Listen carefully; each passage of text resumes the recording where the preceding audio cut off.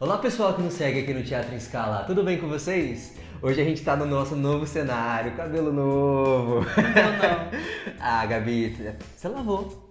Já conta. E hoje a gente vai falar sobre trabalho corporal. A gente não vai especificamente falar de um trabalho só, porque o estudo do trabalho corporal ele é de muitos âmbitos, você pode pesquisar muita gente para falar. A gente vai falar de uns principais, só que esse não vai ser o nosso único vídeo sobre trabalho corporal, tudo bem? Então fica com a gente que a gente vai começar hoje a falar sobre o trabalho corporal para o ator. Vem com a gente!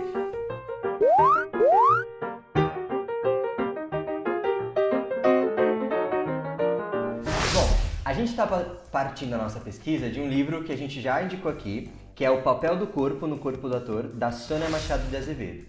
Esse livro ele é muito bom porque ele ajuda a gente não a especificamente adentrar em uma pesquisa, mas sim procurar vários caminhos e várias formas. Ok. Tudo bem?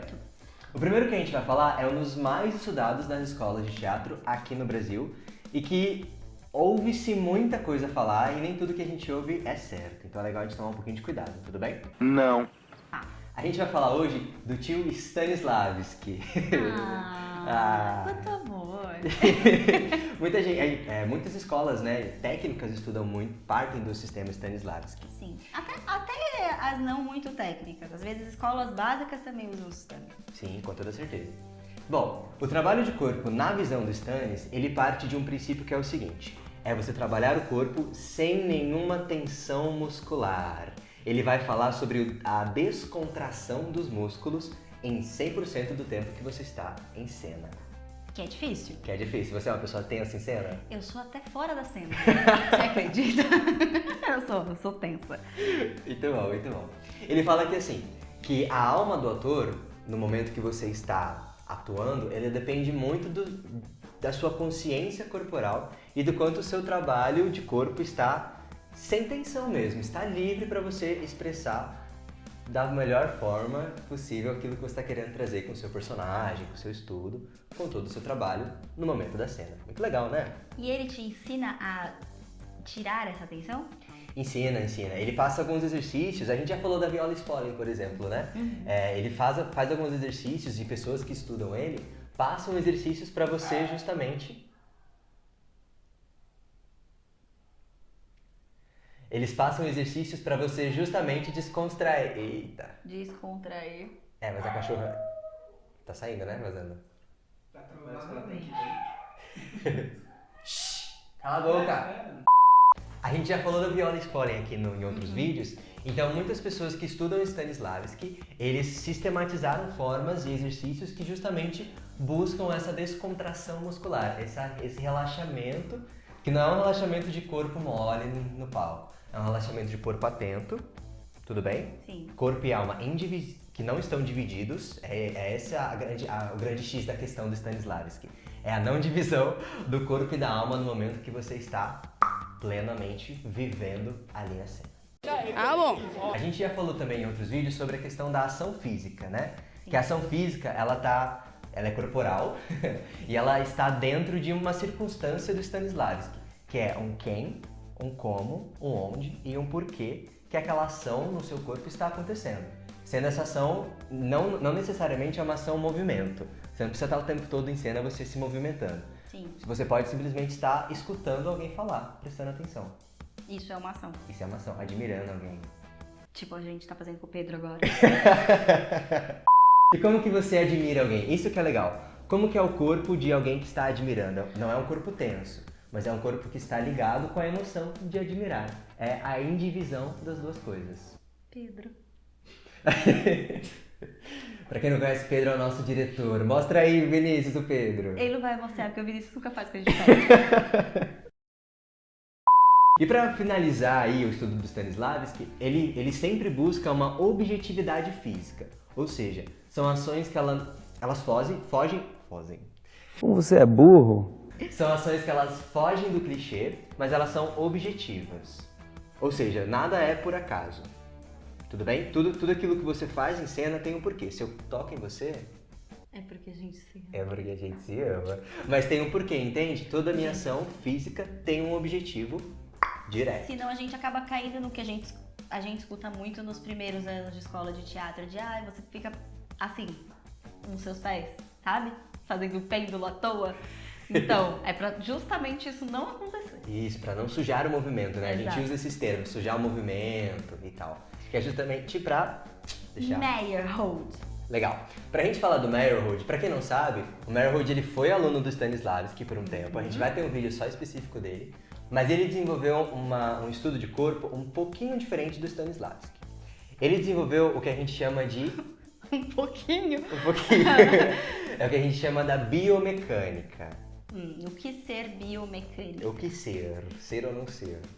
A biomecânica, ela é um estudo que ela parte do princípio que é o seguinte: o corpo do ator, ele é muito parecido ao corpo de um atleta.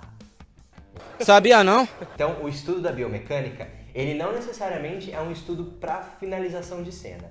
O estudo da biomecânica, ele é um estudo de preparação do corpo do ator para estar em cena. E é uma preparação muito atlética mesmo. Você estudar biomecânica, você vai suar. Muito. Você vai cansar o seu corpo, você vai se desgastar. Emagrecer talvez. Mas o foco do Meyerhold é justamente você desenvolver um corpo que tem possibilidades infinitas de trabalho. Tá. Então, se você tem um corpo trabalhado que você consegue dar uma cena de ponta cabeça, plantando bananeira, um monólogo de Hamlet, olha esse leque de possibilidades. Gente, isso não é ator. Você é um ser de outro. Você é um ser de outro planeta. Não, mas é isso que tá. O grande objetivo do Meyerhold é esse domínio total do corpo mesmo. E total mesmo. Domínio que você consegue fazer o que você quiser com o seu corpo.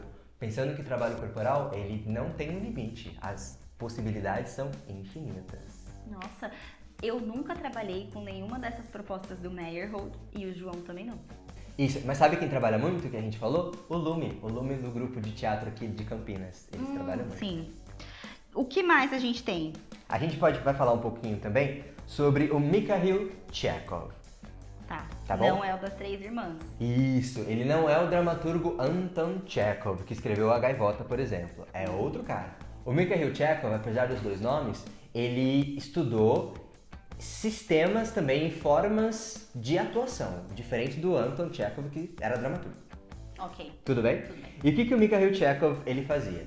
Ele propunha um estudo corporal junto com o estudo interpretativo do ator. Tudo bem? Tá. Então, enquanto você está estudando o seu personagem, o seu papel, você juntamente está estudando o corpo. Acho difícil. Tudo bem? Não é a gente às vezes tem a ideia, principalmente aqui no Brasil, de querer separar. Então, A gente separa, depois junta. é o momento. Então agora eu vou pensar na voz, agora eu vou pensar na minha intenção. Agora E eu na vou... hora que eu vou jogar pra cena, eu junto tudo aquilo que eu trabalho separado. É assim que a Isso. gente funciona aqui. Pensa no meu corpo depois. O Chekhov fala que não, que o momento da sua interpretação, de você falar estudando o texto, já é um estudo corporal. Já é o momento de você pensar, como que meu corpo tá nesse momento para dar essa intenção. A parte boa de você conhecer todos esses estudiosos que trazem 1000 possibilidades diferentes é que conforme você vai aprendendo, você vai adaptando a sua encenação. Com toda Então, certeza. se, por exemplo, eu sou uma pessoa que funciona melhor do jeito do Chekhov, o João pode funcionar melhor do jeito do Meyerhold. E tudo bem. E tudo bem. E olha que legal, uma coisa que eu acho muito bonita do trabalho do Chekhov é que ele fala que a psicologia dos atores, dos personagens, né, o trabalho interpretativo, psicológico, ele tem que ser rico em cores. Como assim? Ele precisa não ser só uma coisa preto no branco, mal e bom, essas ideias que a gente tem, né, certo e errado. Nuances. Tem nuances, e isso sai muito no trabalho corporal. Então, o que é um personagem? Que é a busca do ser humano, né? O que é um personagem que gosta, mas também não gosta. E só pra gente finalizar a ideia do Chekhov, ele fala aqui o seguinte: a energia interna que gera no seu corpo, né, quando você tá atuando, ela tem uma direção exterior e que ela vai para um limite que tá além do limite do corpo. Como assim? Ele fala que a minha energia, enquanto ator em cena, ela atinge você. Isso é um fato. E olha que bonito. E ela atinge você por quê? Porque a sua intenção, a sua energia interna, através do seu movimento, ela vai para além do seu limite. Isso é você trabalhar o corpo com uma psicologia rica. É um movimento que ele... É quase um... Não vou falar. É quase isso. E o último cara que a gente vai falar hoje, ele é um cara polêmico porque é difícil de estudar ele. Ele não tem uma linguagem fácil. Quem que a gente vai falar? Arthur. Do Arthur. Por que o Arthur é difícil? Primeiro que o livro dele, um dos livros principais dele, você não encontra aqui no Brasil, que é extremamente difícil, que é o Teatro e o Seu Duplo, né? Então, o que eu achei pra fazer esse vídeo, que eu procurei, na data de abril de 2021, só tinha em sebo, então não tinha pra gente comprar. Tomara que tenha mais pra frente. Mas enfim, então ele tem uma linguagem que não é tão acessível, porque o Arthur, ele era um cara que ele escreveu muitos dos seus escritos no momento que ele tava delirando. Olha que louco. Caralho, o maluco é brabo. Porque ele foi internado, porque ele tinha várias questões psicológicas. Então, muitos momentos que ele tava ali sofrendo, tendo pressão, tendo as questões dele, ele escrevia a partir Daquele momento. Daquela situação. Olha que doido.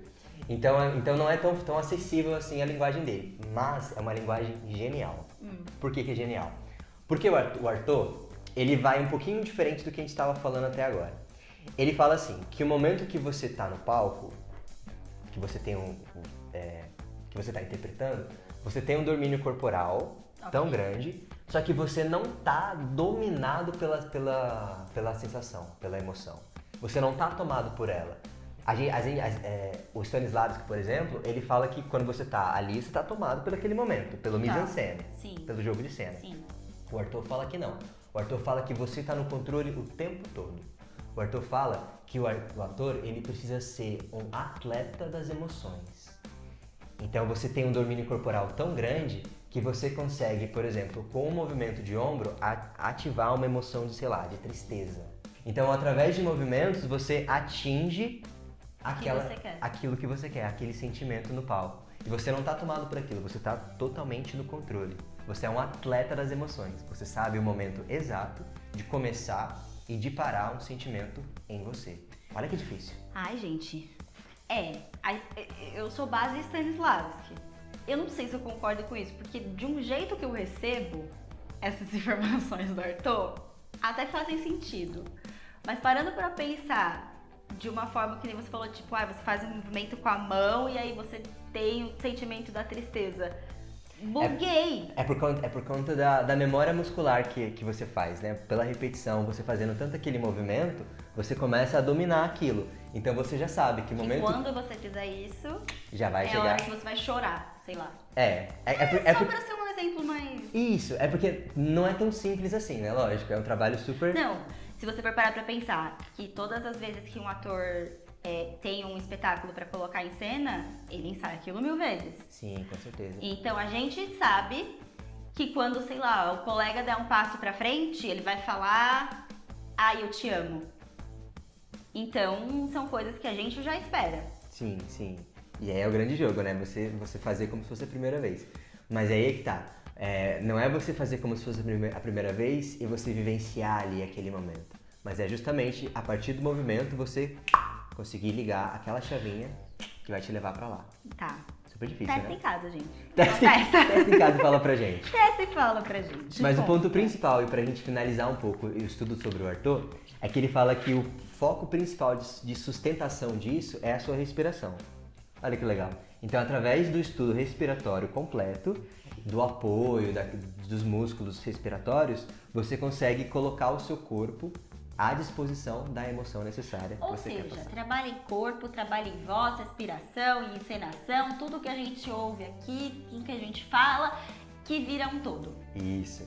O que a gente quer trazer para vocês com esse vídeo, além de só de conhecimento e da nossa linda pele, é justamente falar para vocês que existem várias formas de você pensar o trabalho corporal, além do que a gente está comumente acostumado a fazer. Então fica aí essa dica do Teatro à Escala para vocês hoje.